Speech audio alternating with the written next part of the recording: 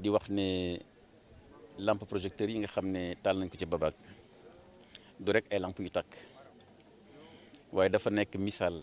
dafa nekk ab tegtal ci naka la ñu war a def ba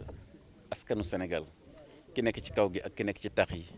tolloo ñu yemale leen ci lépp lu jëm ci wàllu services sociaux de base te wàllu sport dafa nekk loo xam ne ci la bokk.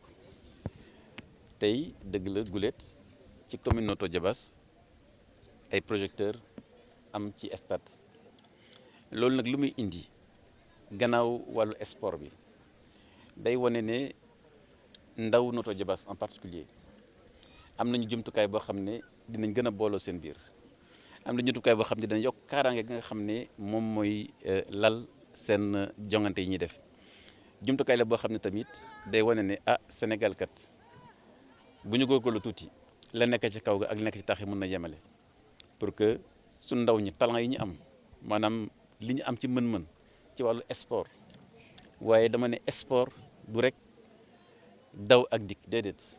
sport ay jikko la sport ay valeur la ndax ci sport lu ñu tuddee ko code sportif lañ ci gën a ràññee mooy nga jox cër sa bopp jox cër ka nga xam ne moom nga jàkkaarloo loolu la waral ñuy def karaté def judo ñooñu balaa ngay def combat da ngay nuyu ka ngay xeexal ba pare su ngeen pare ngeen nuyonte loolu li muy wane mooy respect ndax doomu aadama boo amul respect ci doomu aadama mënoo respecter les institutions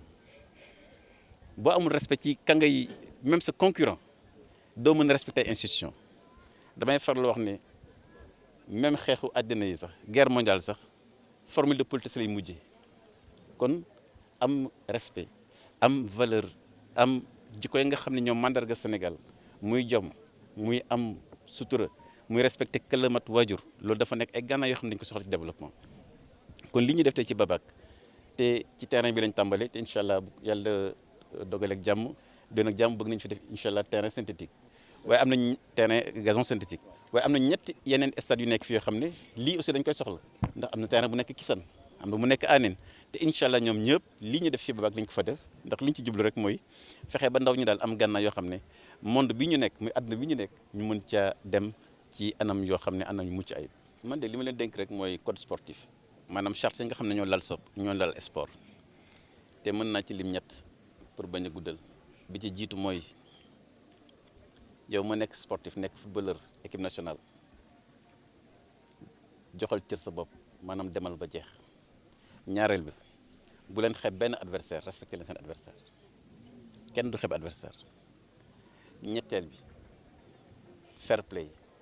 da nga nekk ambassadeur du Sénégal foofu ci Maroc kon sénégalais bu leen gis bu leen dégg war leen dégg anam yoo xam ne du ci am kersa te man am naa ci yaakaar ndax gis naa leen ci seen ñaari match yi jàpp naa ne ay ci li ma gis naa ne ambassadeur yu baax pour Sénégal lañu kon maa ngi ñaan waa Sénégal yëpp jàppale leen ñu ñaanal leen ndax compétition sportive aussi yombul nekk bitim réew solo seen njaboot yombul kon ñu ñaanal leen yàlla defal leen ndam te bu ñu amee ndam Sénégal am ndam. Ce soir, vous avez tous constaté que Babac s'est éclairé par des projecteurs ici dans le terrain municipal. Cet éclairage est plus qu'un symbole technique, mais c'est un symbole d'égalité, c'est un symbole de dignité, c'est un symbole de vie communautaire améliorée. Cela veut dire simplement que le développement local ne s'arrête pas que dans les villes, elle est également en milieu rural. Cela veut dire aussi que nous avons fait l'option dans la commune de Notto Diobass de faire des développements dans les infrastructures. Et nous sommes convaincus que le développement local commence par la jeunesse, le développement local commence par les infrastructures sportives, de culture, mais également de vie communautaire. Le message que nous voulons adresser à la jeunesse à travers ces infrastructures, c'est qu'ils les prennent comme étant des instruments de développement, qu'ils les prennent comme étant des instruments d'éducation, mais également des instruments de discipline. Cela veut dire simplement qu'ils vont augmenter l'ampleur des activités sportives, culturelles et de vie commune, puisque ce qui s'arrêtait à 19h maintenant peut aller au-delà de 19h. Et donc simplement, ça assure aussi la sécurité des activités sportives qui sont essentielles dans la vie et dans le développement local. D'abord, ce terrain sera, Inch'Allah, en 2026, nous y mettrons un terrain synthétique après les projecteurs, après qu'on ait mis en place un comité de développement qui va nous assurer de la pérennité et de la durabilité des infrastructures qui sont mises en place. pour que justement ce qui se passe à Dakar, ce qui se passe à Paris, ce qui se passe à New York, se passe également ici dans le Diobass. Ça permettra de développer plus de talents et ça permettra aussi de casser cette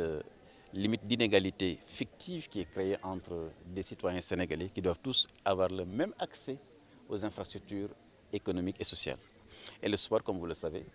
c'est un élément essentiel de cohésion nationale, mais aussi un élément de développement. J'ai toujours l'habitude de dire aux jeunes,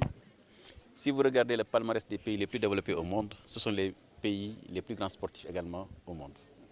Le basket aux États-Unis,